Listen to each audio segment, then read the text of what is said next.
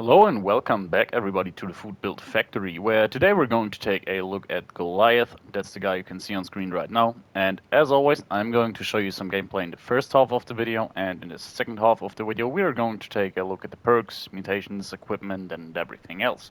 So with that being said, let's get right into it. What this character is going to be about is a rather straightforward shotgunner. So we're going to play as a full health build, obviously, as it's kind of tradition on this channel. And in addition to that, we are basically going to try to be as tanky as possible while still maintaining some kind of damage output. Well, that was rolling harder off my tongue than I expected to. Anyways, the big point here is basically equipment. So on this occasion, I really wanted to see how good of a character you can just be by simply using very straightforward, good equipment. And the way I've done it is, yeah, for those of you who have possibly missed it, I guess shouldn't be a lot of you, Minerva, the woman selling the copies of the legendary plans, not legendary plans, of the blueprints. Yeah, when she was last seen, it was, I think she was at Foundation, right? Yeah, anyways, she was selling both the Recon Armor plans as well as the Gauss Shotgun plans. And finally, after playing like... I should just take a look to get a really updated version of this, but I think I'm at something like 2,500 hours in this game or something like that. Yeah, finally I get hands on the Gauss Shotgun. This was basically introduced like a year ago or so in the Wastelanders DLC. But yeah, it was first locked behind some very hard grind. I just never went through with it. So little spoiler alert for those of you who don't know, but at this point I think I can just say it. Anyways, you've been warned, guys. Now, when you do finish the questline that came with the Wastelanders DLC, you will have the option to then increase your reputation with either the Raiders or the Foundation, the settlers from Foundation. And what this gives you the ability to is, if you are ranking up highly and you become neighborly, I think it is, or friendly, or allied, I don't know, the highest rank it is, you can then buy plans from those guys. And the Gauss Shotgun is basically locked behind the highest tier of the settlers. And yeah, I never reached highest tier in terms of faction reputation with any faction. So one example how you can raise it, you can see here. Yeah, in these random encounters, if you help out either settlers or the raiders, you can get a tiny amount of reputation, or you can do the daily missions, which are very repetitive and boring in my opinion. So yeah, anyways, I never bothered to finish grinding the reputation for any of these factions. And to be honest, I wasn't really too keen on most of the stuff you can get anyways. Basically, the Gauss Shotgun was the single thing I was interested in. Like, the Gauss minigun is cool. I also have it due to Minerva nowadays, and while it is very good, I wasn't too keen on it simply because I think when it comes to heavy guns, they just don't perform too drastically different from each other, so that it is like necessary to test all of them out. In most cases, at least, there are some exceptions that are very unique, but for the most part, yeah, they do what you expect. Now, in terms of the shotguns, you hardly have any variety to begin with, and yeah, the Gauss Shotgun definitely is a different beast compared to all the other shotguns, and that's why I really wanted to use it for a while. But yeah, as I said, I never really bothered to grind for it, and nowadays I can have it. And yeah, would it have been worth grinding for it? Possibly, because it's actually a very good weapon. I do like it a lot. On the other hand, yeah, the grind was just too heavy for me. Anyways, we were talking a lot without talking about the build itself so far, and as you probably saw up until this point here, the weapon has some very strong points and some weak points. One of the weak points we do see here at the moment It's when you're fighting enemies with high explosive resistance. Mainly we're talking about Scorch Beast or bosses here. Those have a tendency to not go down easily. So that's basically where your weapon falls flat. And yeah, on this occasion, by the way, I do target the head because both the head and the torso are equally close to the ground. And yeah, for those of you who don't know, basically when it comes to the Gauss Shotgun, your majority of your damage basically comes from the explosive that's built into Gauss weapons nowadays. And that's because that's why you want to really fight Scorch Beast on the ground. Now, luckily, when it comes to shotgunners, we do have the Enforcer perk, so we can easily cripple limbs, as I did earlier, which you can see. Okay, we should probably dispatch of these guys here. But yeah, once they are crippled, the Scorch Beast has a tendency to land, but yeah, on this occasion, even with crippled limbs, crippled wings. Ah, okay, it regenerated the wings. Let's just see the other one. Okay, it actually had both wings not crippled, so that's why it was flying all the time. Now it should land rather soon though. And yeah, as you saw here, we're not breaking any speed records when it comes to killing Scorch Beast. Now, not that this channel here is anything known, anyway known for making speed records and anything, but yeah, we definitely did better with other weapons, but your patience will be rewarded. Now, really, for 99% of the game, the Gauss Shotgun is a really good weapon in my opinion. And especially when it comes to day-to-day farming. We're talking about super mutant schools and everything. You can really slaughter them easily, and it's a very ammo-efficient weapon. It doesn't break fast, but we have two different, one's a perk and one a legendary effect that makes it so our weapon holds on for longer. But anyways, even though we were struggling in terms of time to take down the enemy, one thing you saw there is we are really tanky.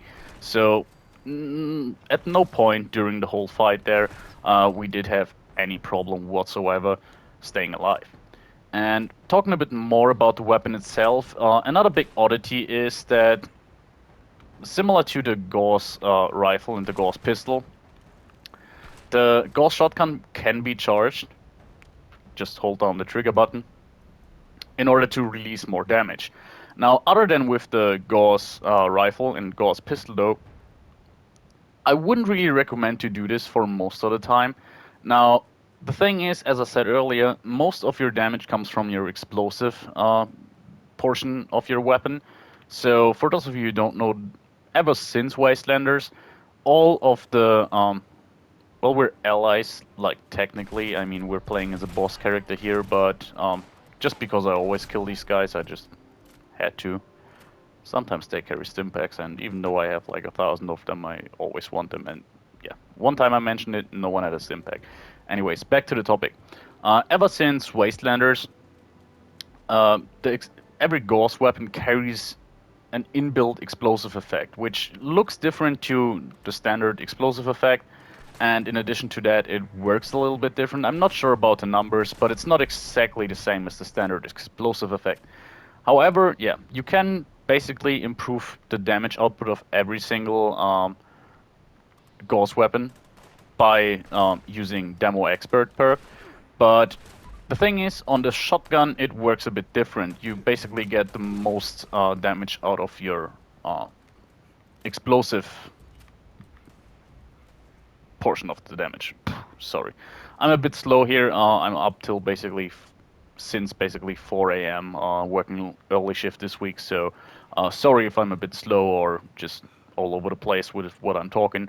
But yeah, anyways, a big part of your damage comes from the explosive effect, and well, that's everything I wanted to say basically. And this effect, as far as I know, at least, doesn't change regarding your charge. Like, no matter if you're shooting your weapon charged or non-charged, this damage seems to be pretty much the same all of the time. And in most situations, yet again, we're talking about ghouls, scourged, super mutants, ticks, whatever. You will basically do enough damage with just this explosive part of the weapon to one-shot these guys. So as you saw here, basically we're also targeting the torso. Probably already seen that, not because we don't have the ability, as you saw when we were fighting the Scorched Beast. We definitely do have the ability to target specific limbs, but on most occasions we want to prioritize either the head, not the head, sorry, either the torso or the legs of the enemy, for the simple reason that when you want to do explosive damage, this basically has to bounce off the ground, if that makes sense. And therefore, yeah, if you're fighting something like especially super mutants and shoot for their head, the radius of your explosion is not far enough that it can reach the ground, and therefore you're losing out on this damage. So it's more beneficial to target the torso than the head, just because, yeah, you're getting double damage if you're shooting the head, but for some reason the explosive part of the damage seems to be worth more than targeting the torso. Now, then targeting the head and getting double damage from your basic ballistic damage, even though we should do very high damage. And if all of that sounds really confusing to you, I mean, most of you guys know a lot about the game, so you already know about the Gauss Shotgun, but just on the off chance that there's someone who doesn't really know, this is confusing. It's not just sounding like it. This weapon is very odd and inconsistent, but still somehow good and fun.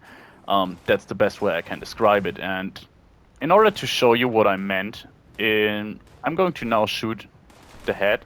And as you saw there, we did a headshot, but we did barely any damage. Now, doing an uncharged shot to the torso, and this guy falls. Now, we're doing the same thing with the charged shot. It's fully charged now, we're shooting the torso, as we expect, one shot, and going for a headshot here, we only do like a third, maybe a bit more than a third of the enemy's full damage. So yeah, that's basically all I wanted to say earlier, but yeah, it's just best to show it off on super mutants in my opinion. And yeah, all you need to know is just go for torso shots or leg shots, and don't charge your shots. Now, if you want to use this weapon in free aim, which you can definitely do, you're going to be a bit less ammo efficient, but yeah, you can still do it.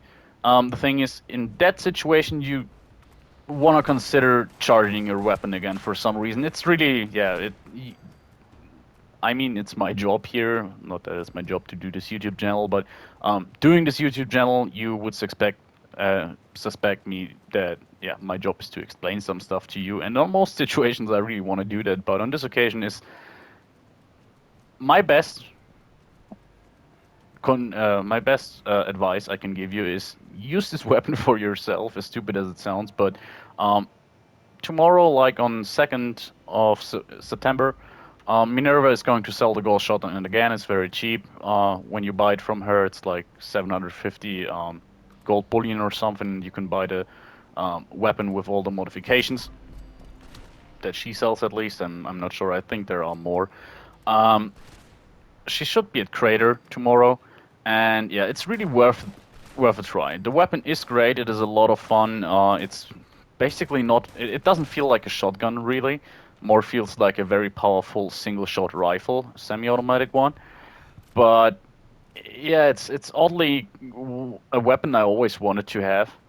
Like, it's fulfilling a niche I really wanted in this game, but I can't really explain why. But it is very good for one-shotting, and basically for a Brotherhood of Steel character, which we're going to play here, it, in my opinion, makes a very good choice. For the simple reason that, yeah, it is a very high-tech, very high damage per shot, single-shot rifle. Basically, I'm not going to really talk about it like it is a shotgun, as I just said. And yeah, it also mixes very well in terms of the visuals when it comes to the whole Brotherhood aesthetic, in my opinion. And on top of that, something I didn't really bother to talk about up until now, we do have a Brotherhood Recon set, which also I'm not completely bought from Minerva. The thing is, I only was missing the plans for the right leg, and yeah, even though I was really lucky and within like 2 weeks or so after the plans were um, brought into the loot pool from the daily ops missions, I already got like 5 out of 6 different plans for the set. And ever since then, yeah, I never got the right leg, and now I finally could buy it, even though that's definitely a bit cheaper. I mean, a bit more expensive, sorry. Like, the plan for the right leg itself was more expensive than the Gauss Shotgun with all its plans, as far as I remember. So, yeah, it's definitely just a good idea to stock up on, if you're missing on certain parts of the armor set. I wouldn't really recommend buying a whole set though, but who am I to judge? And if you do have the gold bullion lying around, you do you. It wouldn't be worth it to me personally. That's what I wanted to say. And yeah, what I wanted to talk about is, yeah, the web armor set is just good. Like, not a lot to say about it. You really get high resistances. I'm not even having a particularly great legendary set here. Now, all of the pieces are legendary, but I think we have 2 life-saving pieces, 1 auto-stim piece, I'm pretty sure. Then we do have 1 Vanguard's piece, which is probably the best one in the bunch. And was that it? I think that was it. Yeah, we're going to take a look at it in a second. And yeah, we're basically over the diminishing returns threshold, and we're talking about something like 380 damage and 340 energy resistance, something along those lines. And in addition to that, we do have 250 radiation resistance, considering all the perks and everything. So yeah, we're basically a walking unit, and in addition to that, our shotgun is a vampire's version. And holy hell, we finished the whole video and there's a lot to talk about. Now, that's something that rarely happens, or never happened before, actually, I think. Um, yeah, I guess I'm going to talk about it once we're going to take a look at the items and so on. So, anyways, this was the gameplay part of the video. I hope my mumbling made sound.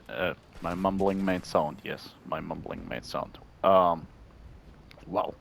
I hope my mumbling made sense. You get some information, some useful ones out of the whole video. And now we're going to take a look at the more in-depth details about the build. I think I'm getting a bit more uphill just so we don't get surprised by... Yeah, there's another guy. Also something to consider here, you can basically use this thing at very high ranges just because, yeah, as I said, like 20 times or so. The majority of your damage comes from your explosions. Pretty sure that we're done now. Yeah, anyways, we should move on from here.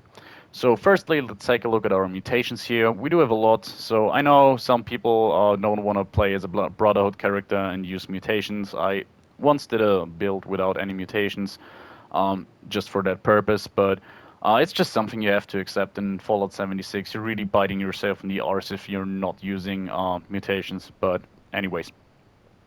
We do have Bird Bones, Eagle Eyes, Electrically Charged, Grounded, Healing Factor, Marsupial, and Speed Demon.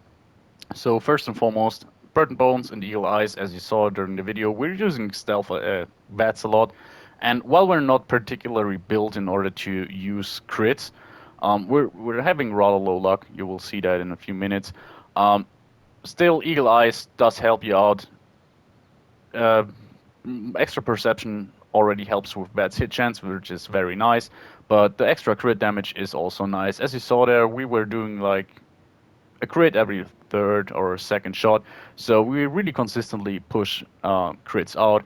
And yeah, having a bit more damage, very nice. Having better hit chance, also nice. We don't really need the strength from that we get debuffed from both mutations.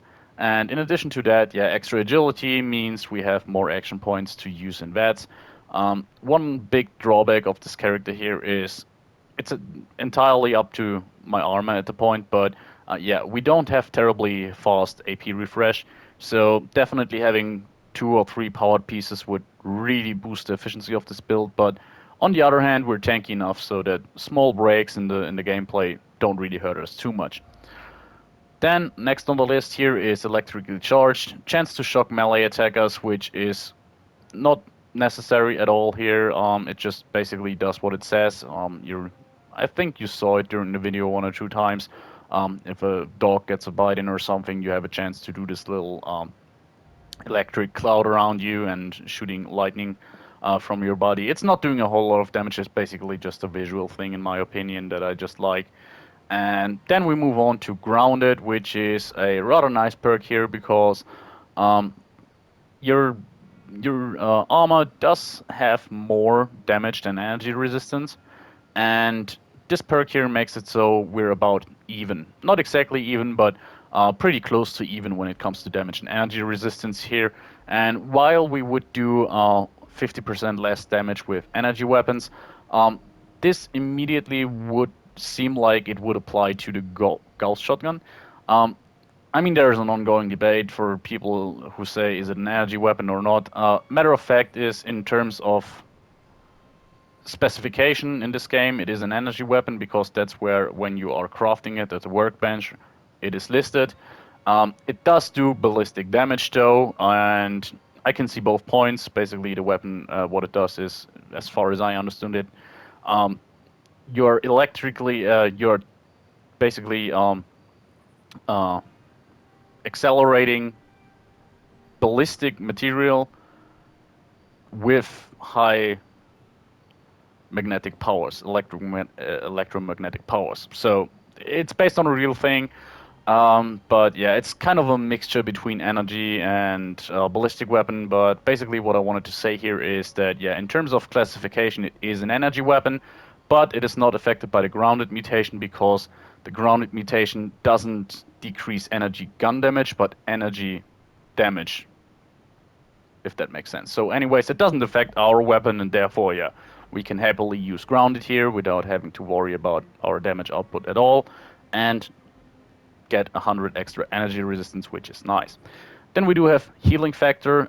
Basically, I just wanted to make this whole build as easy as it gets in terms of maintenance. This is something of a reoccurring theme you will see later when it comes to perks, but this mutation here really factors into that. We're tanky enough so that during fights we practically never have to use stimpaks unless it's really hard fights against Myelocreans or something like that. And even then, we do have two different ways to automatically use a stimpak at 20% health. Two different versions, I will talk about that later. But anyways, our chem effects are less useful, like 55% less, but I'm not really using consumables like Psycho or something on this character anyways. And yeah, in terms of stimpaks, we rarely need them because we're so tanky, but if we need them, we can take two at once without having any animation or something, meaning that they are still good enough so they can heal like 50% of our health.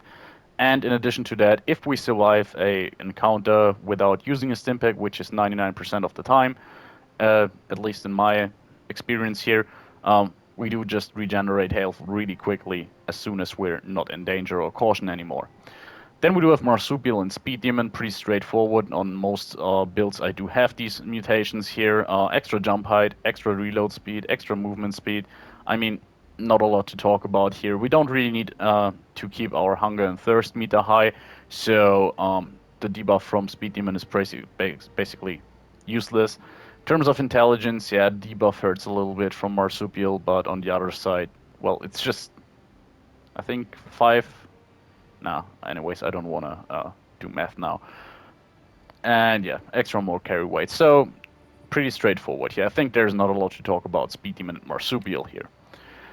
Then we go on to our equipment, and here is basically the corner piece of our whole build here. A Vampire's Vats hit chance, breaks lower, Gauss Shotgun. Now, the Vampire's effect, very good on this weapon here. Arguably even a bit lost on this character because we are rather tanky. So you can definitely live with something like an anti-armor version or so. But this was the second Gauss Shotgun I crafted, and I was really happy with it. Worked very well with this build I had in mind. And I will definitely make another build using the Gauss Shotgun in the future where I really want to min-max a little bit more in terms of damage output and not trying to make a tanky character. But yeah, on this occasion, we went for this version here, just because, yeah, as I said, second one I crafted and already good. Vampire's effect, very good on a Gauss Shotgun. In fact, any shotgun obviously is very good with Vampire's effect, because every single pellet heals you for the same amount as a single shot weapon would do. So you're already getting like 16 HP or something like that back from a shot in vats when every single pellet hits. And in addition to that, it behaves like a vampire's explosive version of a shotgun, meaning that, yeah, you can then double this again, meaning that you regenerate like something like 32 hit points easily, or even double that. I'm not quite sure if vampires heals 2 or 4 HP. Anyways, you're really having crazy healing when you hit an enemy with this weapon here. And extra vets hit chance is very nice. Well, we do have a little bit of investment in perception. It's not comparable to something um, like a rifleman or something like that. But in addition to that, yeah, we do have rather good perception. We mostly try to target torso, which already makes it way easier to hit enemies, and then couple in the vet's hit chance. And yeah, as you saw during the video, it's rather rare that you're missing a shot. It's really easy to consistently one-hit enemies, which is nice. And on top of all of that, we do have brakes 50% slower.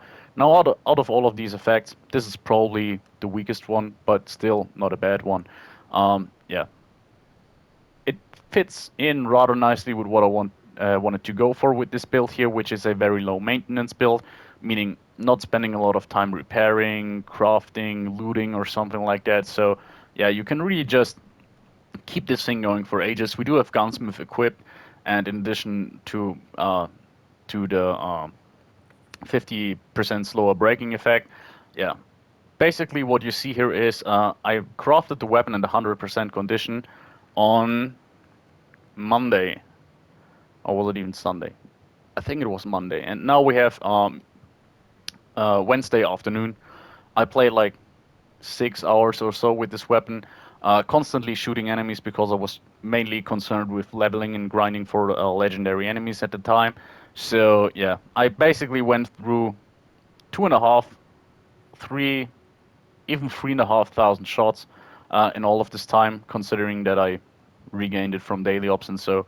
And yeah, that's all the damage that's been done. So yeah, you can probably use this thing for about a week with this here setup and not have to worry about repairing it. So yeah, all of that's rather nice. And in terms of modifications, yeah, we basically have put on everything that you could buy at Minerva. Talking about a hardened receiver for extra damage, extended barrel for extra range, and the reflex sight was already on there, and the only thing I added was an extended magazine on top of that. And yeah, I think if anything, you don't really need the extended barrel for, yeah, as I mentioned earlier, when it comes to range, you can definitely use this thing out of its effective range just due to the fact that you're still doing your explosive damage, which is the bigger part of what you're doing. So against mobs, ghouls, and so on, if you can hit them, it doesn't really matter if you are in or outside of range. I mean, it definitely does make a difference, but we're talking about one or two shooting enemies here. And yeah, enough about the weapon. Let's talk about the armor here. We do have an Autostim Endurance left arm here, Brotherhood Recon, by the way, and it is welded as well as the rest of my Brotherhood gear. We do have a life-saving endurance piece, another life-saving one with less explosive damage. Sorry, which is nice considering we could theoretically damage ourselves. Then we do have a mutants piece, which is solid. I mean, a bit more damage and energy resistance on top of everything else. Not particularly concerned with hunger and thirst growing slower. And then we do have a Vanguard's piece with extra strength. The extra strength doesn't really come in handy for us, other than a bit more carry weight. But yeah, Vanguard's definitely a nice piece here. All of it's welded, which is basically the lowest tier of upgrade, I think, for the armor set. I think without welded, we were somewhere around 310 damage resistance and 280 energy resistance, something among those lines. Uh, so it's not crazy much, that's been added by it, but on the other side, it's just enough to push us into the realm of diminishing returns, which is nice. Then you can see we do have 269 radiation resistance, which couples very well with the What Rats perk, meaning that unless you're talking about nuke zones, you can basically never have to worry about radiation. It's just as simple. You really don't have to bother a lot with using red away or anything.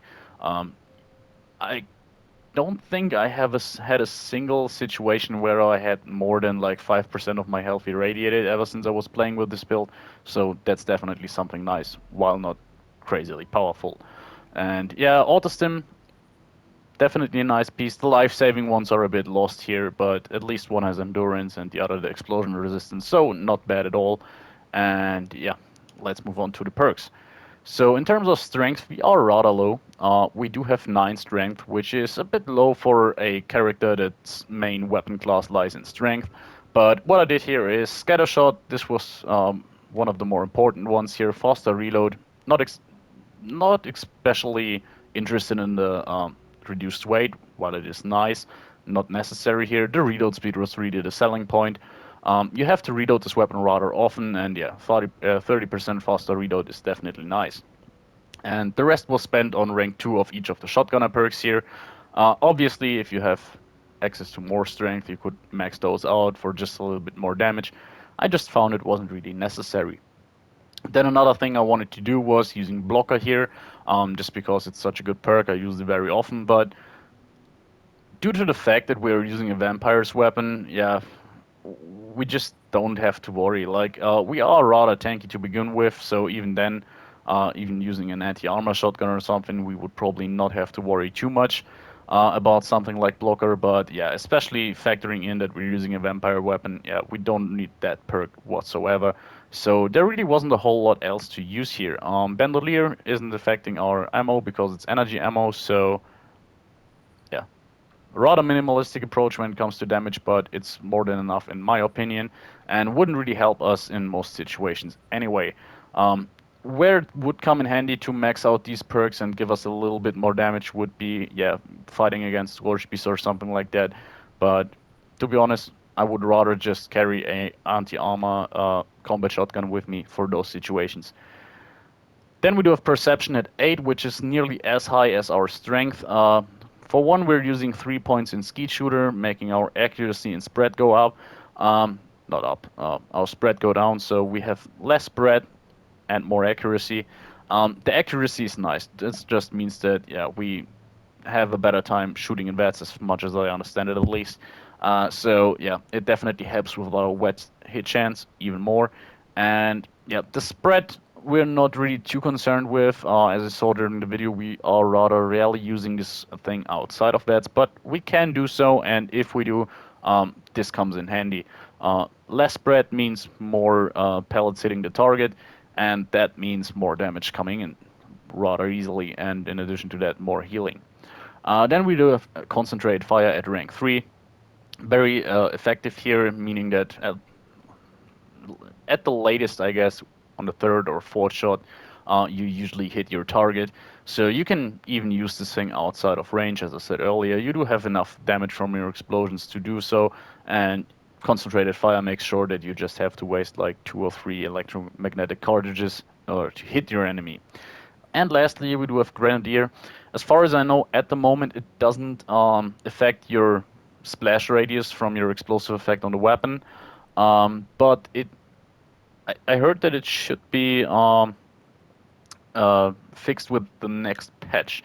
Not sure if that's entirely true and if they're going to end up doing so, but just in case, this would be very nice, meaning that possibly we could get a way more effective by using headshots and still get the benefit from our explosions, meaning that we could double dip in both those terms, in double damage from a headshot compared coupled with the extra amount of damage from the explosions. That would be really nice. For now, it doesn't do a whole lot here, but at least it boosts our perception yet again. So we wanted to have a good amount of perception going on just to hit enemies more reliably. And yeah, if you want to, you can use a Fat Man or something like that as a backup weapon, which would be rather fun in my opinion. Then we go on to Endurance, which is at 9. So you see a tendency here. We do have 3 perks that are relatively mediocre in terms of their stats. So 989, that's something you don't see all that often, at least on my builds. But I would guess on most guys' builds you will not see this combination here. In terms of endurance, we do have Ghoulish, Adamantium Skeleton, and Fireproof. Now, Fireproof is a very obvious choice here. It's always an obvious choice because it's an obviously good perk, but on this occasion even more so, just so we don't damage ourselves too much.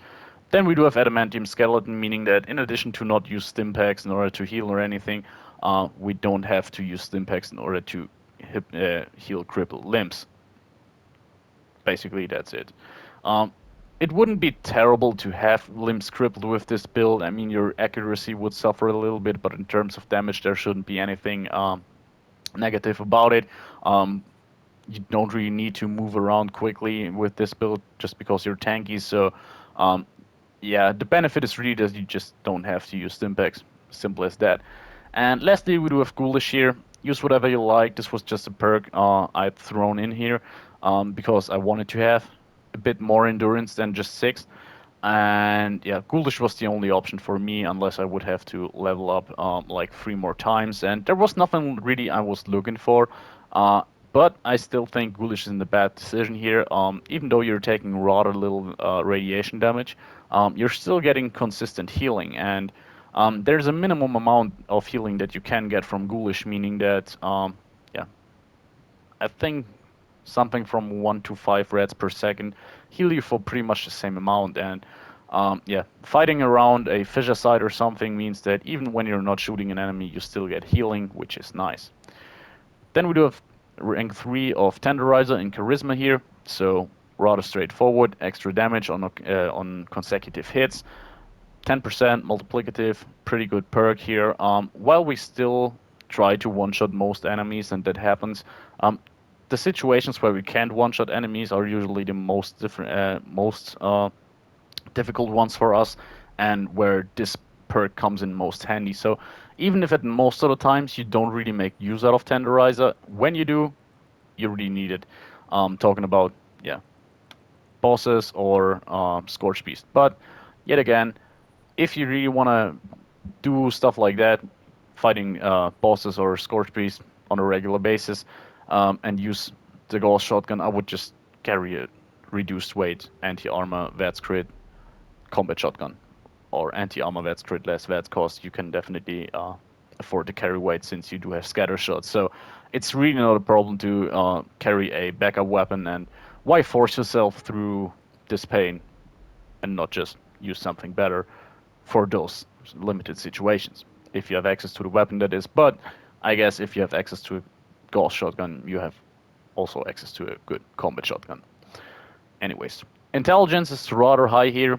Most importantly, we do have demo expert. I said it earlier. This makes a big portion of our damage, so it is a must-have here, and opens up to yet another backup weapon like Fat Man or a good missile launcher. Even though those aren't really that well liked, but I personally do enjoy them from time to time.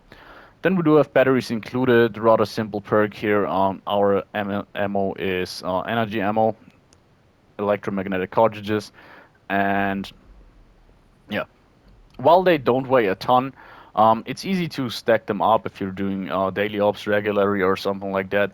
And yeah, in addition to that, you can collect fusion cores and whatever. So yeah, I just thrown that in here. And lastly, we do have Gunsmith. Now, as I said earlier, absolutely no need for Gunsmith. This weapon keeps on very good.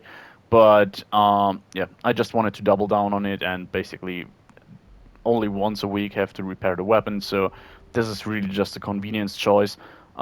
You will see in a few minutes that I have a lot of legendary perks in this build using for raising my stats.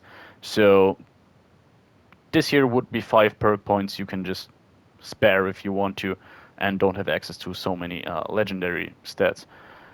Then we do have agility at 15, rather high. Simple reason here, firstly, there are a few good perks for us, but on the second hand, it was a must-have for me to have 15 agility just to stay in vats for a long time. The weapon really performs best in vats, in my opinion, as do every shotgun. And yeah, we do have Action Boy here, which is the only thing at the moment that's raising our AP refresh. We don't have Lone Wanderer as we usually do. We have no single AP refresh piece on our armors, so yeah, this is definitely important. You could argue that sooner or later, if you have like 4 pieces of powered gear, you could ditch it and use it for something else. However, there's not really anything too useful here. So yeah, I would keep it even if I had 1 or 2 powered pieces. So you just have more access to AP most of the time. Then we do have Enforcer. I mean, not a lot to say about Enforcer. If you played this game for a while and ever used a shotgun, you probably thought about Enforcer and know how good it is. It's basically the single best thing about shotguns, which otherwise fall a bit short. Yeah, very good chance to cripple. You saw it when I was fighting the Scorch Beast. If I decided to, I think it was legendary and regenerated, and every single time we did manage to hit a limb, at least hit a wing, it was cripple on the first shot. So definitely must have perk in my opinion. The only argument would be that it's so good that probably rank 1 would be enough. Then we do have Gun Fu. Very straightforward, really works well with this gun. We're consistently one-shotting enemies, meaning that we can definitely maintain our AP as long as for like 5 kills or so in bigger situations, like when we're fighting ghouls or super mutants. And we're not particularly looking for the 10% extra damage, but it's definitely nice to have. Then we do have White Knight, rather simple, same premise as Gunsmith and the break slower effect on our weapon. I wanted to keep maintenance low here. Now, one very nice thing about the recon set is it does not need ballistic fiber to repair, which makes repairing it way less of a problem. I mean, ballistic fiber isn't really a problem, it's not too expensive, so every now and then I just end up buying it, but still, it's one of those resources I just don't want to spend too much, and not having to spend it at all for repairing your Brotherhood gear is a nice thing to begin with.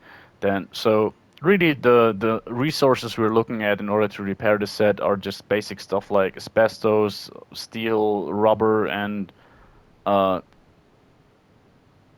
I think that's it.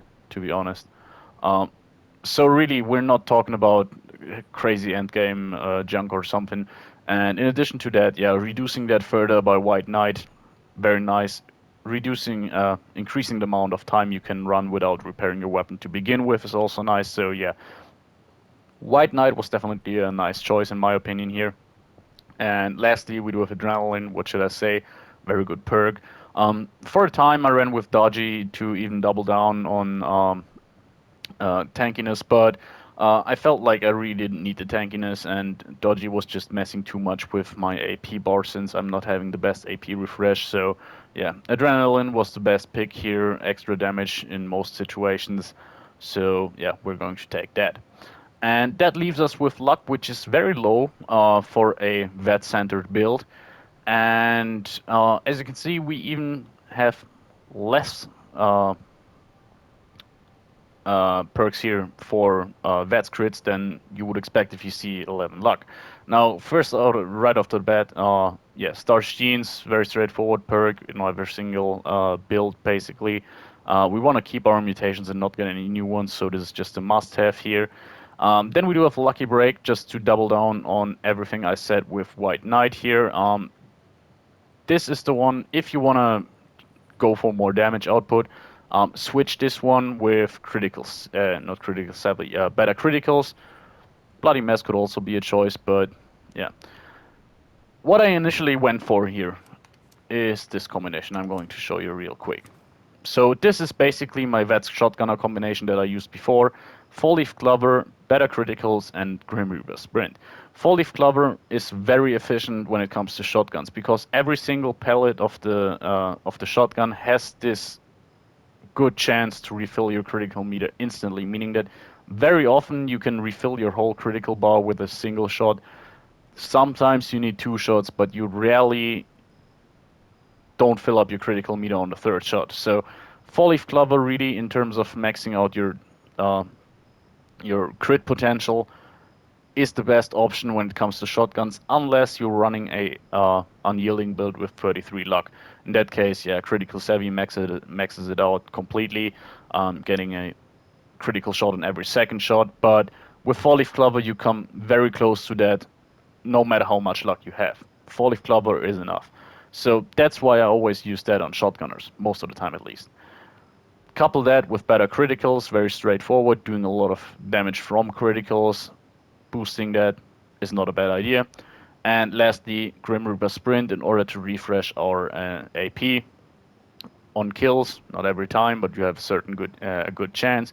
Would be very nice on this occasion since we have rather bad AP refresh to begin with. But Grim Reaper Sprint seems to be bugged and not really work on Gauss Shotguns. I can remember reading about this before, but I completely forgot about it when I was picking up my weapon and just used this combination here, fighting for about an hour or two. And I really noticed that not a single time Grim Reaper Sprint procced. So I'm pretty convinced, yeah, it is bugged. Maybe it's just a visual, but yeah, I really paid attention to my AP bar and it seemed to never have procced. So I switched it out, but left my luck and thought, hey, maybe we can just use this for something convenient on this occasion, because I was actually not doing bad.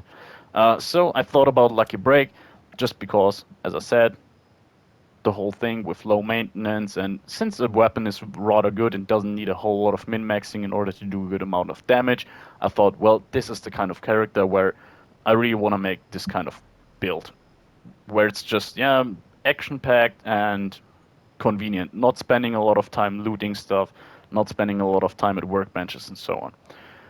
And yeah, this was a later decision, not using better criticals, but instead using, where was it? Ricochet. Now, Ricochet wasn't really necessary here, we were tanky enough, but since I had a Vampire's weapon at my hand, the synergy between Vampires and Ricochet is very well known at this point. Yeah, if you reflect the bullet from an enemy, this bullet will heal you just because it carries the Vampire's effect. So, in addition to getting 18% less damage overall from ranged attacks, on average, by the way, yeah, you also get healed by those, which further makes you tanky and is a nice synergy, and that's why I wanted to include it. And the reason why I decided that I not really need better criticals is rather simple. For most of the time, I was just one-shotting enemies anyways, regardless of using a crit or not. I didn't really want to use the amount of crits I get from Four Leaf Clover, because I think just the safe hit chance is very nice, and especially when it comes to stuff like Scorch Beast or so on. Yeah, Four Leaf Clover, a lot of crits is still useful, but I found that, yeah, better criticals, as much as it hurts, but it wasn't so necessary as it usually is. And yeah, just to switch up things a little bit, I went with this combination here. And lastly, what we're going to take a look at here is legendary perks, which are very straightforward. We do have 5 different ones that are just boosting our special stats: legendary intelligence, strength, adrenaline, agility, endurance, and luck. So those just give me access to more perk points, and there's not a lot to talk about here. The only interesting is what rats 75 additional rat resistance on top of the one that we get from our armor. By the way, the 269 you will see you saw on screen, the 75 rat resistance are already in there. So our armor gives us something like 196 or so rat resistance. So yeah.